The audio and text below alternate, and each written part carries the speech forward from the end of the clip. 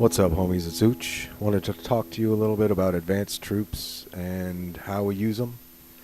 Basically, the advanced troops are pretty much the same as regular troops, but they have a little more damage and a couple of drawbacks. Obviously, the cost is going to be a drawback. There's a couple others we'll go over in a minute.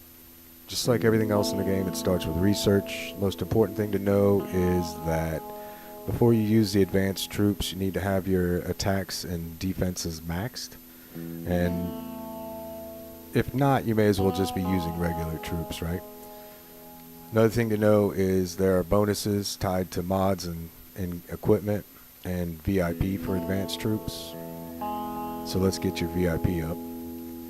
Alright, talking about advanced troops and comparing them to regular troops, you'll see a normal T1 troop is strong versus armored and artillery, and weak versus tactical and defenses. And looking at his advanced big brother, you'll see he's very strong versus armored and weak versus attack, infantry, and defenses.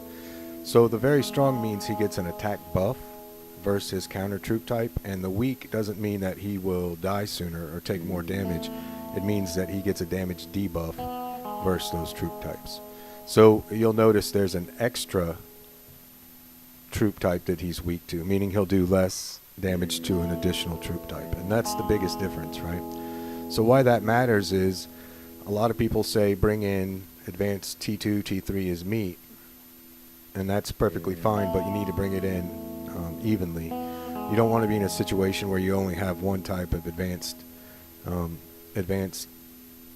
T2, let's say meat, because a guy like me will see that you only have one troop type and I'm going to counter it, right?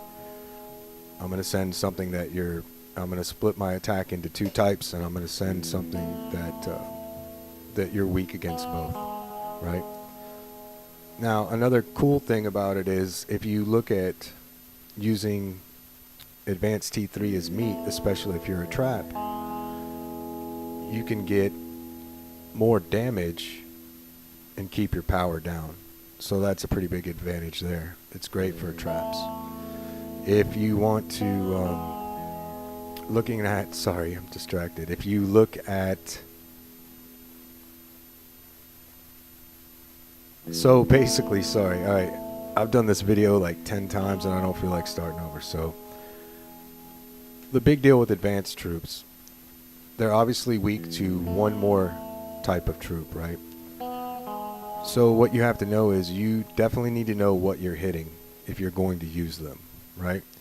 Because if you send a full advanced infantry T4 march and they have a balanced setup where they have equal numbers of all three T4, you're not going to do much damage to the two types of troops that you're weak towards, right? So you definitely need to know what you're sending against, and that holds true for rallies as well. The rally leader needs to know that you're planning on sending advanced, and he needs to make sure that, you know, you're aware of what you're about to hit, or else you're not going to get enough kills, right? And then you risk losing the comm and whatnot.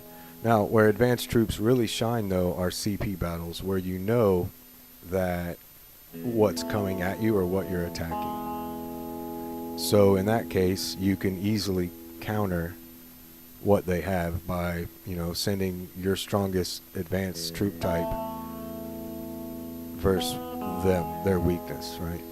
And that's basically it. If you have questions, hit me up.